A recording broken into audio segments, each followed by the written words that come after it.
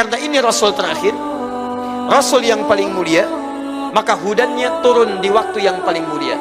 Di antara sekian waktu, ada waktu yang termulia, namanya bulan Ramadan.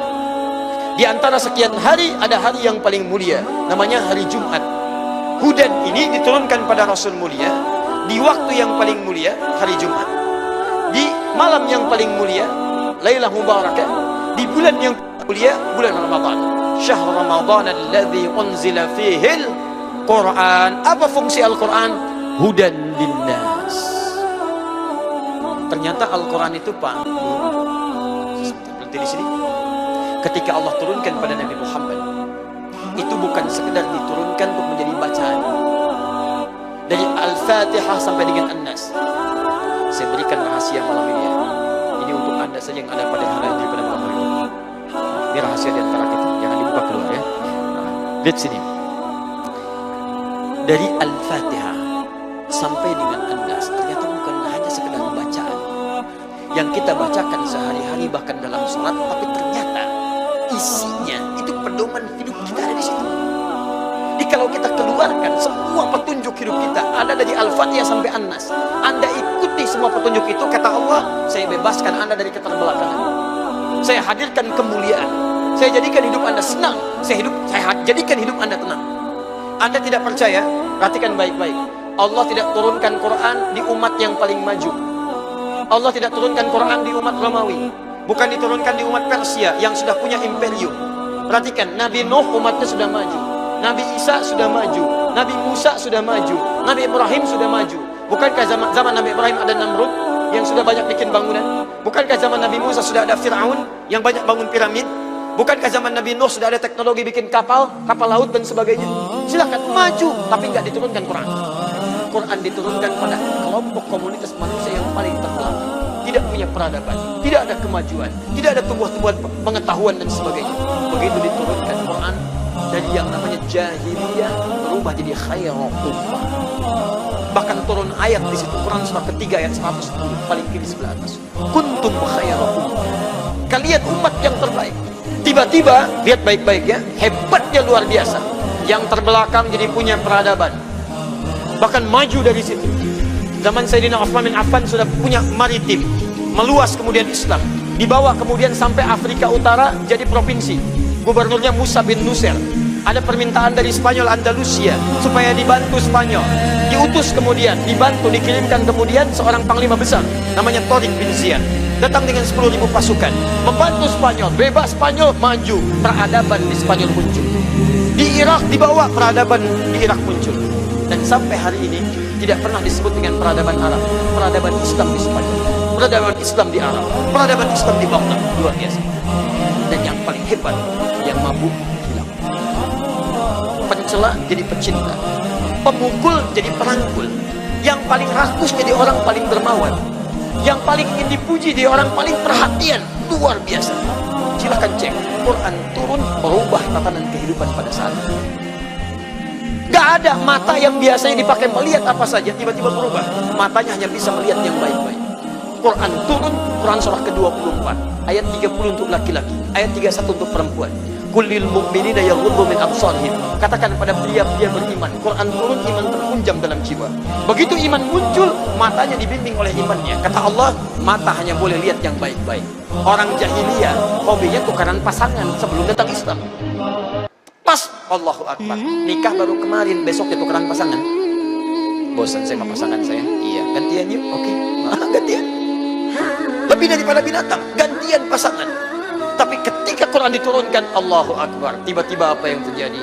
Mata dijaga. Ini yang boleh dilihat, ini yang tidak boleh. Terlihat istighfar, astagfirullah. Quran surah 3, 133, paling kanan sebelah atas.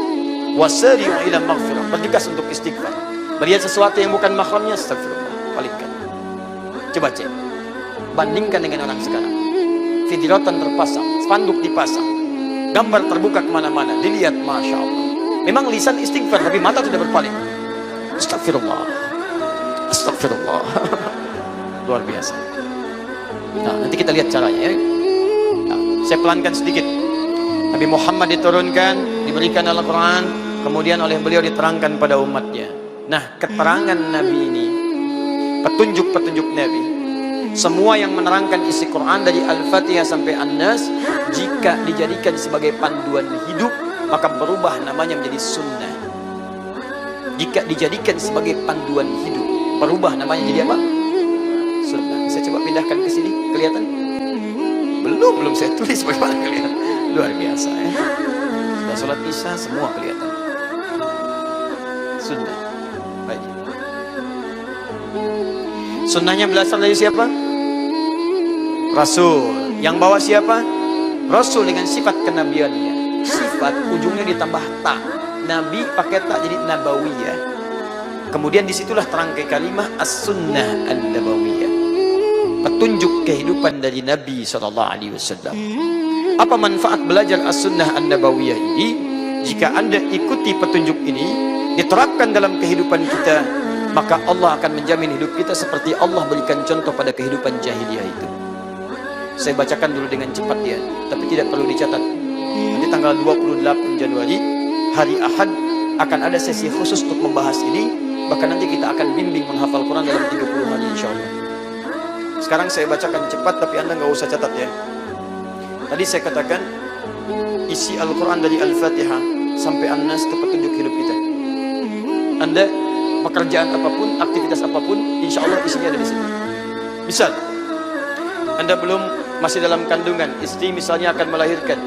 Bagaimana kemudian fase kelahiran ini dalam kandungannya supaya bayinya baik, kemudian Allah memberikan ridha supaya menjadi anak yang saleh. Doanya ada di Quran surah ke-7 ayat 189. Contoh prakteknya di Quran surah ke-3 Ali Imran ayat 35 sampai diberikan nama terlahir. Quran surah ke-3 Ali Imran 36 sampai dengan 37-nya.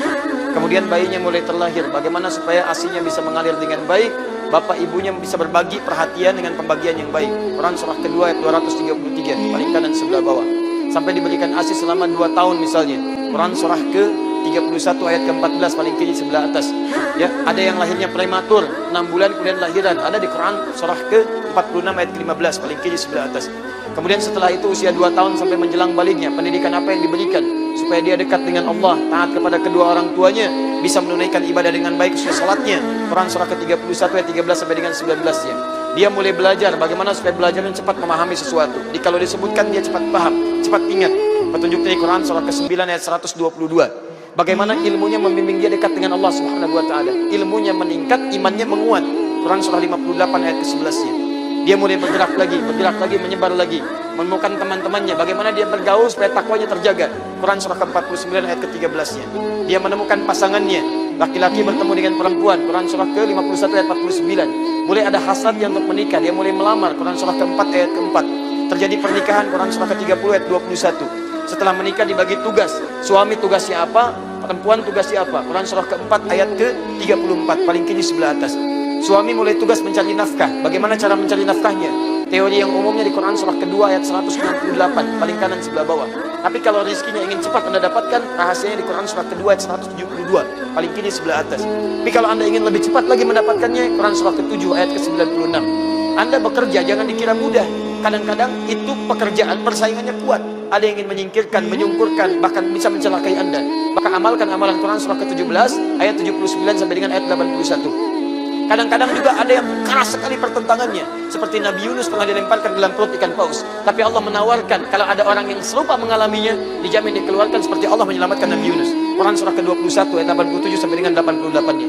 Nah, suami bekerja di luar, istri merawat anak di rumah. Jangan dikira mudah.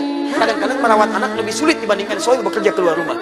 Ada kadang-kadang anak dilatih, dididik, berkata dan sebagainya. Quran surah ke-17 ayat 23 sampai dengan 27-nya. Kalau kemudian ada capek-capek, ada lemah di situ, sakit mulai yang lemah-lemah, Quran surah ke-26 ayat ke-80. Kalau sakitnya luar biasa parah, kata dokter nggak ada obatnya, kata medis ini nggak mungkin sembuh, tidak ada yang mustahil bagi Allah. Allah menjanjikan kalau ada orang sakit seperti Nabi Ayub dan mengamalkan amalan seperti Nabi Ayub, saya akan sembuhkan seperti Allah menyembuhkan Nabi Ayub. Quran surah ke-21 ayat 83 sampai dengan 84 paling kiri sebelah atas. Anda berkembang lagi, kemudian Anda mulai bisnisnya bagus, pekerjaan lancar, Anda ingin bersyukur. Bagaimana cara syukurnya? Quran surah ke-14 ayat ke-7. Anda punya masalahnya identifikasi dulu, kenali masalahnya. Banyak orang kena masalah tidak bisa menyelesaikan, bukan karena tidak mampu, karena dia tidak belajar cara menyelesaikan masalahnya. Maka ada masalah yang ringan, yang menengah, yang berat. Quran surah kedua ayat 214 paling kanan sebelah bawah.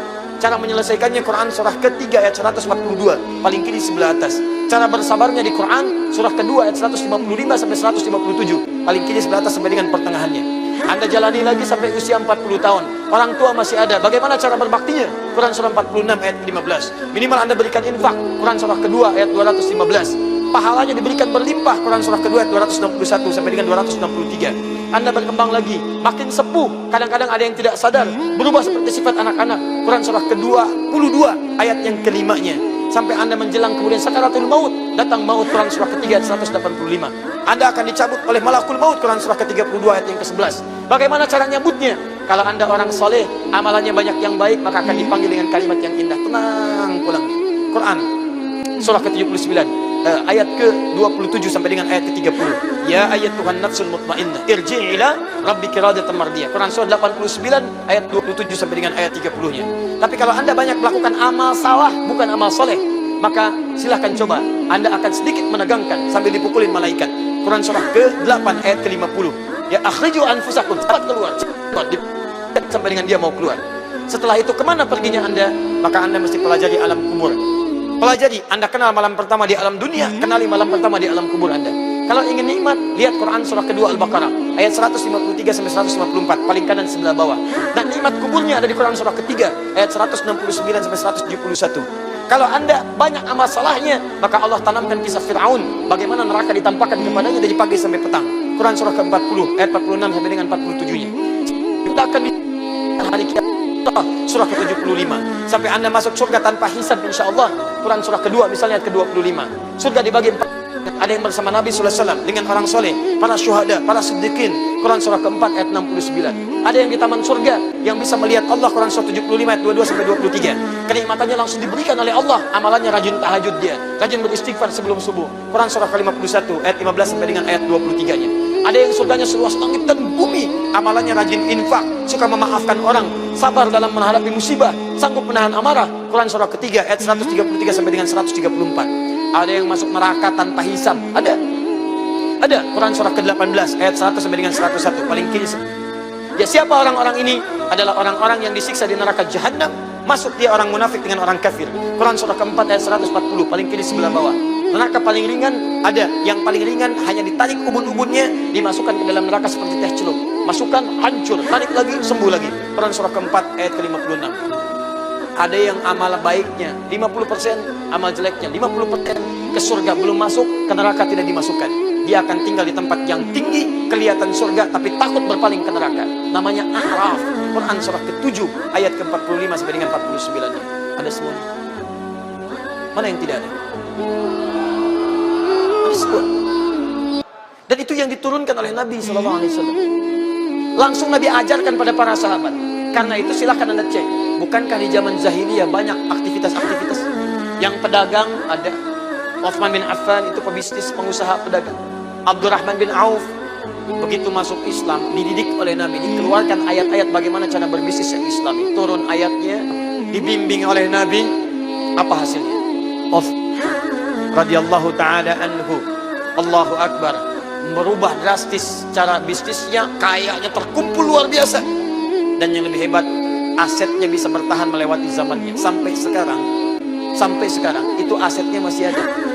Beliau pernah bebaskan satu sumur dengan kebun kurma yang dimonopoli oleh orang Yahudi, dibeli oleh beliau. Begitu dibeli, bebas, gratis. Mau minum, ambil. Mau makan, ambil.